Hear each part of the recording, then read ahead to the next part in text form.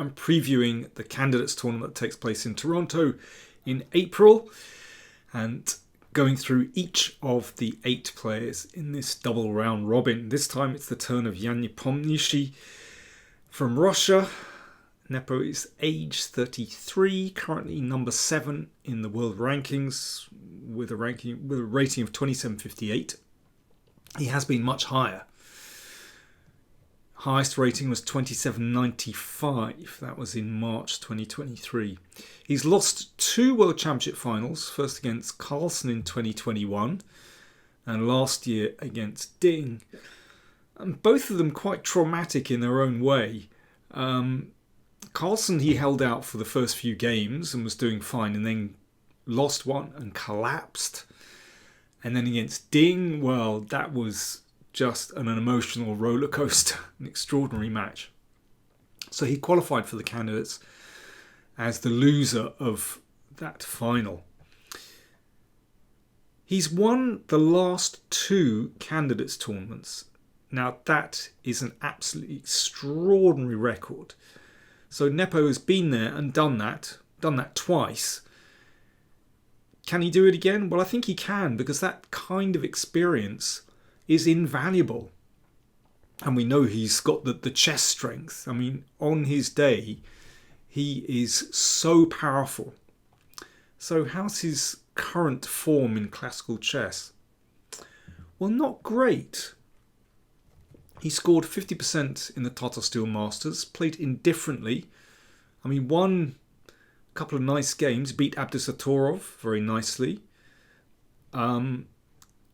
Was completely outclassed by Wei Yi. So 50%, yeah, not great. Before then, he played in the Sinkfield Cup and drew all his games. So actually in that second half of 2023, he didn't play that much classical chess at all. One wonders whether he was, really badly affected by his defeat in the World Championship match. But he did recover from his drubbing against Magnus, so, I mean, who knows? One wonders also whether he's been affected by the war situation in Russia as well. There's a lot of external pressure there. There's talk about his sponsor being tainted, and that can't be easy for him. But let's see. I mean, I have him down as one of the favourites, frankly, just because of his ability and experience. So what about Nepo's style? Well, he's tremendous with the initiative. Sometimes if he gets the right kind of position, he struggles to contain himself. He moves so quickly. In fact, that was sometimes a problem when he was playing against Ding. He didn't slow down. But sometimes if he gets on a roll, he's just incredible. So yeah, how are his nerves? I mean, that's a big thing. But he's amazing with the initiative. He has a wonderful imagination. So I'd like to show you how dangerous a player he can be by looking at a rapid play game. So this was played in the World's Rapid Team Championship in Dusseldorf last year, in August last year. And he's playing against Peter Svidler. And in Blitz and Rapid, Nepo likes to play the King's Gambit, and that really gives free rein to his creativity, his imagination. So he doesn't, I can't remember the last time he risked it in classical chess, but it's a bit of a favourite in Blitz and Rapid. And no wonder, because this kind of complexity really suits his style. Now, interesting to see Svidler play knight e7. So it's a little bit offbeat, but the idea is that you counter square with d5.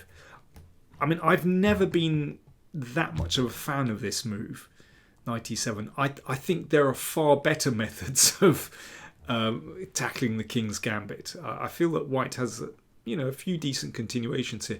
Nepo went with knight c3. I think knight c3 I recommended in my course. Queen e2 is also very interesting. When I say my course, I did a download for ChessBase on the King's Gambit. But yes, this line doesn't worry me with white. Bishop d3, well, sensible development. And perhaps the best is just to exchange and play knight g6.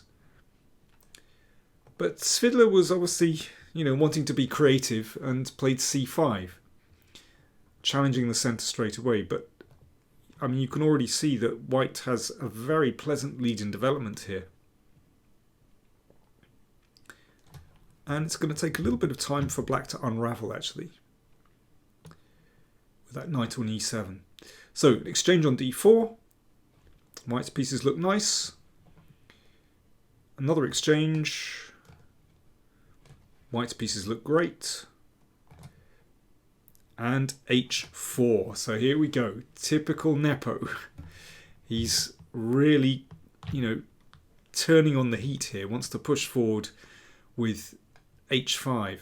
And if black blocks that, then there can be a problem because the g5 square is available, and this looks very sensitive indeed.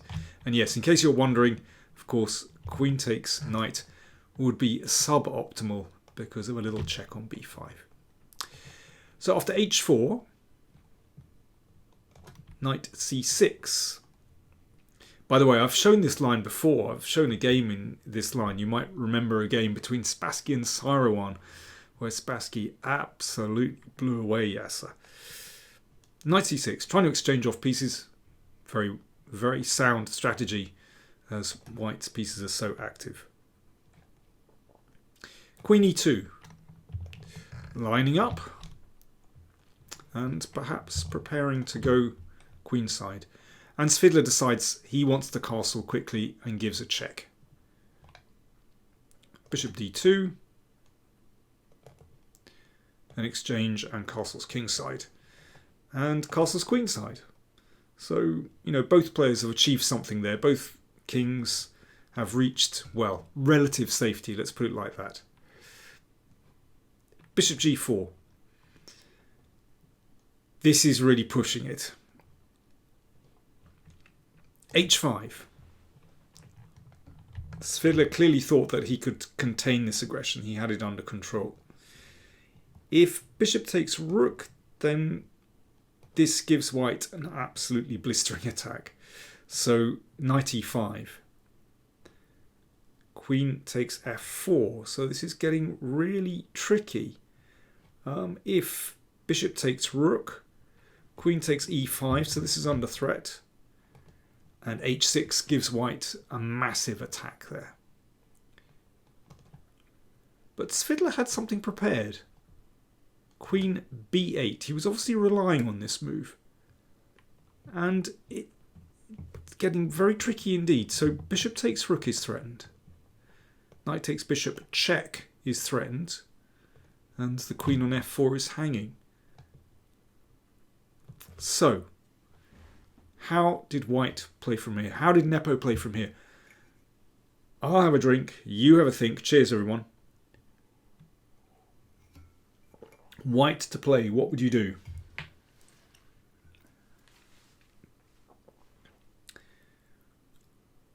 Nepo came up with... Excuse me. Yeah, it is Nepo. I'm getting totally confused. It's been a long day, everyone.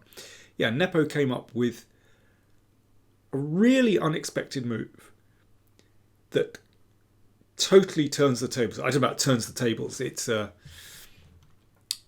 gives white a tremendous position. Knight d6. Now that is really unexpected.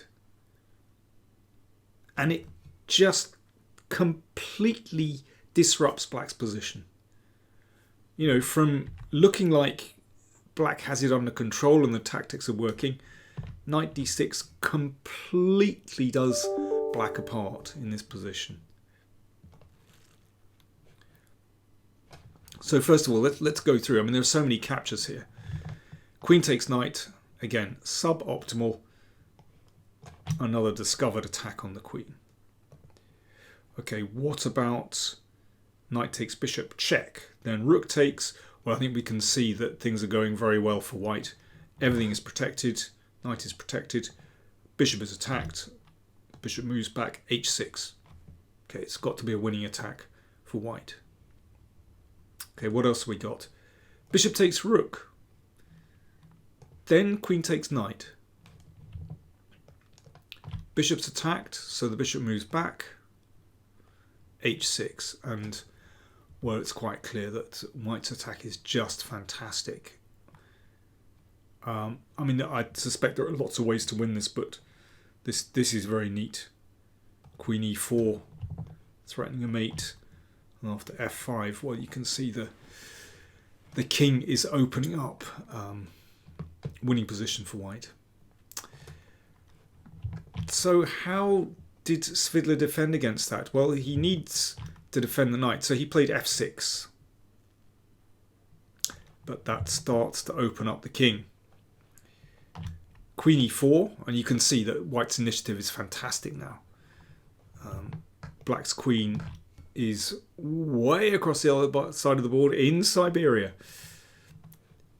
Queen e4. g6 played. Oh, by the way, if queen takes knight in this position, yeah, check and bishop g6, and that wins for white. Wins everything, basically. So g6 played, an exchange. Now the h file is opened. Ooh, rook h6. That's pretty nasty. And there's no defense now. So queen takes knight. Bishop c4 check. Discovered attack, among other things. Yeah, if knight takes bishop, queen g6 is mate. So king g7. And that was the final move of the game. Svidler resigned, because if knight takes rook, rook takes... Well, I don't know if we need to go any further, really. White has won the queen. I mean, black has a rook and a knight for it, but yeah, I mean, white's attack is just too strong here, basically. Winning position for white. Wow, what a move. I think, you know, he had to foresee knight d6, but this is Nepo's kind of position.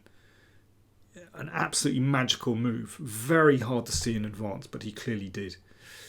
So, great to see a King's Gambit crashing through as well. Hope you enjoyed that. More candidates previews coming your way, and don't forget you can take a look at the videos I've recorded already on the players. But anyway, that's Nepo, and yeah, form isn't so great, but he could still power through. He's fantastically strong.